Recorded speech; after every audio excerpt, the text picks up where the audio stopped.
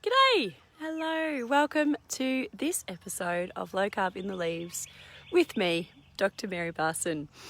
I am feeling a lot better today. My coronavirus test was negative and my cold symptoms have largely abated, so yay.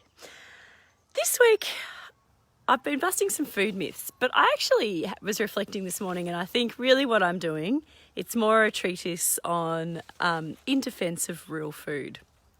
So yesterday I talked about plant foods and why plant foods really can be, and probably even should be, I say should lightly, be a part of a healthy diet.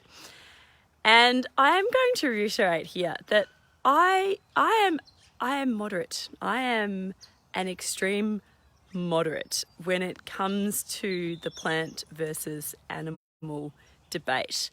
I believe that the weight of all scientific plausibility and evidence, be it biochemical, nutritional, and archaeological, suggests that we humans are designed to eat both animal and plant foods.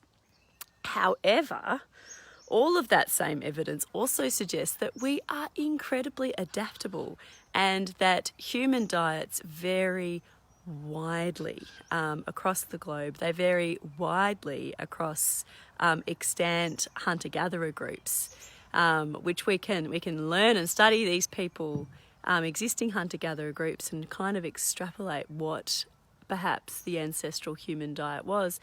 And they vary quite a lot in the amount of animal foods versus plant foods that they eat. However, all of them to some extent eat both animal and plant foods.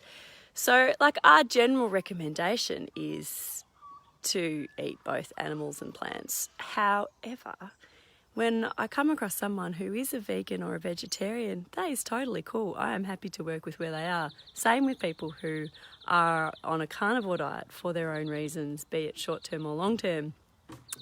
I think that it really is about real food, and that there is, I suppose, a template that we encourage, that we teach here at Real Life Medicine.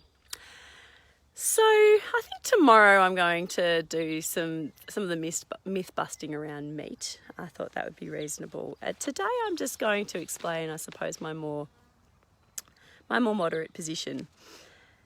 How I think a diet should be made up of in a general template form, because we do not dictate food choices at Real Life Medicine. I think that is counterproductive in the extreme.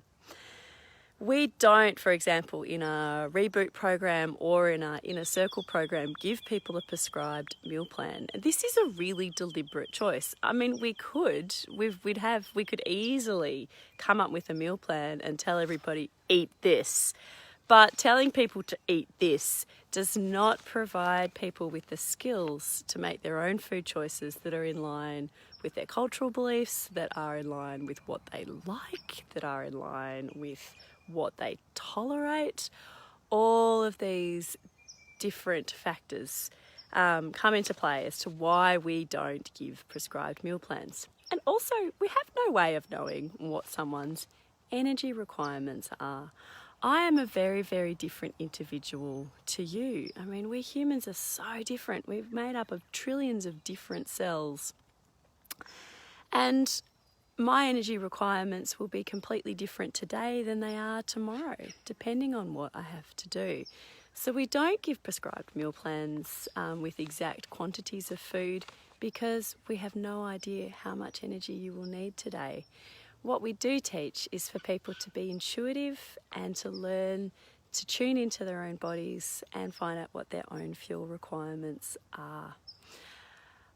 It's Dr. Lucy with her fantastic analogies. I love her analogies. She talks about why we don't give specific meal plans with specific food energy requirements is because we don't know how much fuel you need. And she describes this as similar to how much petrol you'll need to get somewhere. Say you want to go visit a friend who lives 25 kilometres away.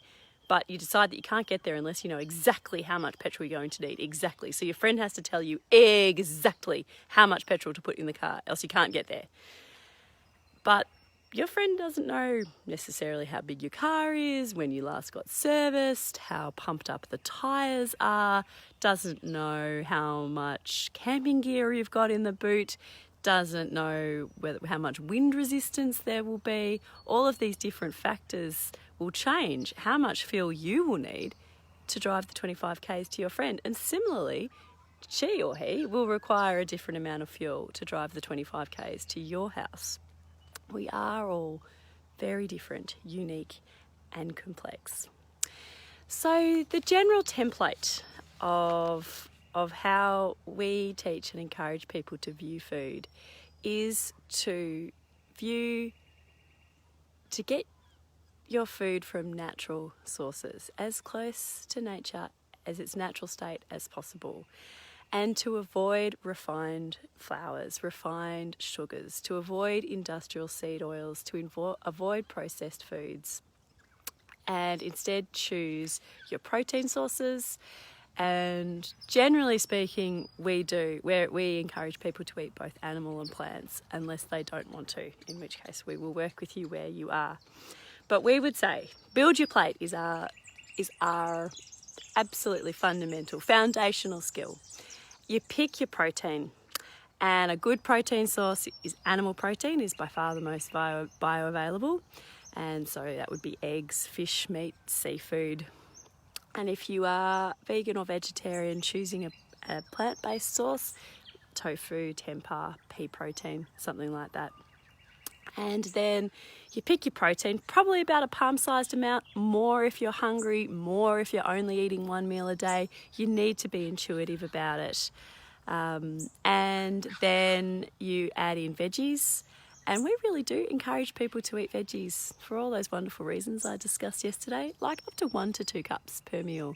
And again, it varies a lot depending on how often you're eating that day, what you're up to, how big you are, all of these factors. But 1 to 2 cups of veggies, and then make sure you've got some fat in there, either fat in the meat or the protein source or fat with the cooking. Again, about 1 to 2 tablespoons, and you need to be intuitive about that as well. And then add salt and seasoning. And that's like the template. And people need to tailor this to their own likes, to their own cultural beliefs, and to their own energy requirements. And that's it, really. That is our food philosophy. And the most important thing really is the food choices, getting those natural food choices. Because I've said this before, but food is so much more than just energy and calories. Food is information. Our food interacts with our bodies right down at the cellular level, at the nuclear level. Food actually influences the DNA in our body that is turned on and turned off. And when you're eating natural foods that are in line with our evolution, then you are going to be setting yourself up for natural health and natural balance. But when you eat chemically processed, industrialized foods, these brand new foods that have flooded our food system in recent decades, then you're setting yourself up for being sick and inflamed. And I should say it is incredibly important to note that it is never too late to start eating real food, that we are incredibly adaptable. All the trillions of cells in our bodies are in an almost constant state of change and renewal. And it is never too late to turn and change to real food and start repairing damage that has been done to our bodies and metabolisms from processed foods.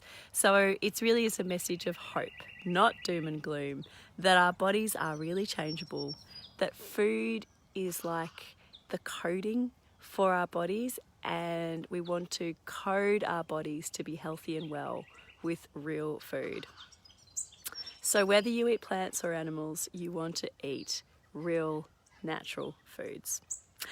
All right, everybody, have a great day. Enjoy your lovely, real, natural whole foods. and I'll see you tomorrow. Bye bye.